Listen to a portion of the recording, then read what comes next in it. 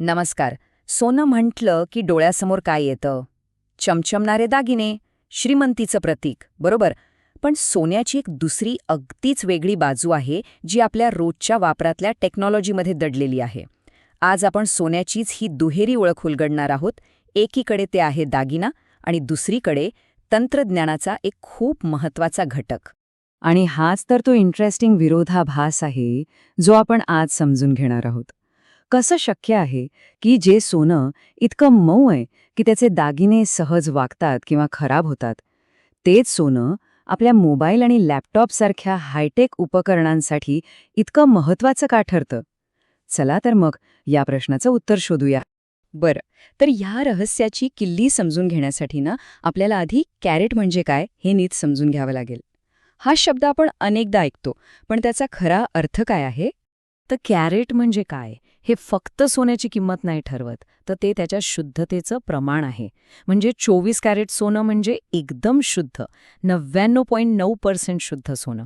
पण प्रॉब्लेम असा आहे की हे सोनं खूप मऊ असतं, म्हणून दागिने बनवताना त्यात तांब, चांदी किंवा निकलसारखे दुसरे धातू मिसळले जातात, ज्यामुळे त्याची शुद्धता कमी होते. आता ह्या स्लाइडवर बघा. इथे आपल्याला हे गणित अगदी स्पष्ट दिसतंय. 18 कॅरेट सोनं म्हणजे काय? तर त्यात फक्त 75% शुद्ध सोनं आहे आणि बाकीचे 25% हे इतर धातू आहेत. आणि ह्याच मिश्रणामुळे सोन्याला तो कडकपणा मिळतो जो दागिन्यांसाठी आवश्यक असतो. चला आता बघूया शुद्धता आणि मजबूती यांचा नेमका संबंध काय आहे आणि शुद्धता बदलल्याने त्याचे गुणधर्म कसे पूर्णपणे बदलतात. ही सारणी बघा, एकदम सोपं करून सांगते. 24 कॅरेट सोनं जे 99.9% शुद्ध आहे ते खूप मऊ असतं, म्हणून त्याचा वापर होतो इलेक्ट्रॉनिक्समध्ये किंवा गुंतवणुकीसाठी.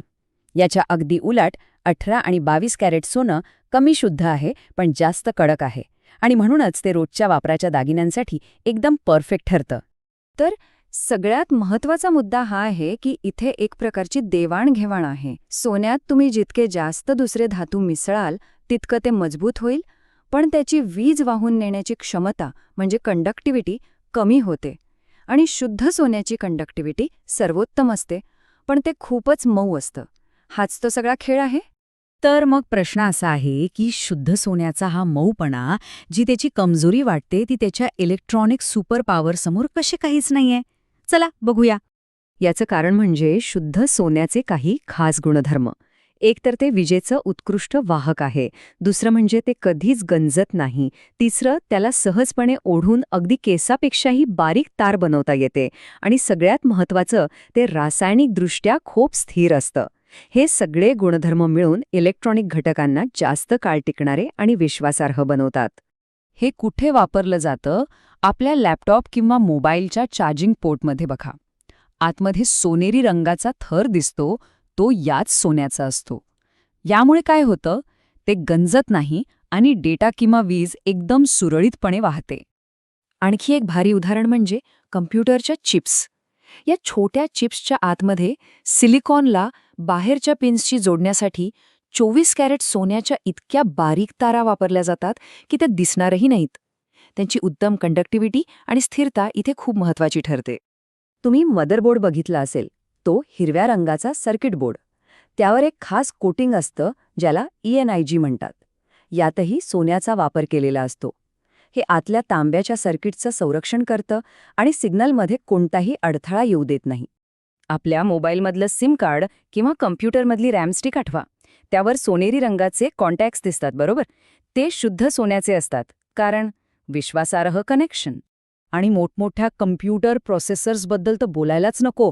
त्यांच्या हजारो पिन्सवर सोन्याचा मुलामा दिलेला असतो, कारण जेव्हा सेकंदाला लाखो करोडो सिग्नल्सची देवाणघेवाण होते तेव्हा सोन्यासारखा विश्वासार्ह धातू दुसरा कुठलाच नाही. पण मग एक प्रश्न मनात येतोच की विजेचे चांगले वाहक तर दुसरेही धातू आहेत, मग सोनंच का? त्यात असं काय खास आहे? या सारणीतून सगळं चित्र स्पष्ट होतं. चांदी आणि तांबे हे दोन्ही विजेचे उत्तम वाहक आहेत, यात काहीच वाद नाही. पण प्रॉब्लेम काय आहे? चांदी हवेच्या संपर्कात आली की काळी पडते, तांबे तर गंजते. याउलट सोनं मात्र एकदम स्थिर राहतं, त्यावर कशाचाही कसलाही परिणाम होत नाही. आणि हेच आहे अंतिम उत्तर. जी उपकरणं, जे सर्किट्स आपल्याला वर्षानुवर्ष अगदी न चुकता काम करायला हवेत, तिथे गंज किंवा इतर रासायनिक बदलांना अजिबात जागा नसते. म्हणूनच सोन्याची ही कधीही न गंजण्याची क्षमता त्याला अशा महत्त्वाच्या कामांसाठी सर्वोत्तम आणि एकमेव पर्याय बनवते. तर मग या सगळ्या माहितीनंतर एक विचार करण्यासारखा प्रश्न आहे. आजच्या तंत्रज्ञानाच्या युगात सोन्याची खरी चमक तिजोरीत आहे की आपल्या खिशातल्या डिव्हाइसमध्ये? नक्की विचार करा.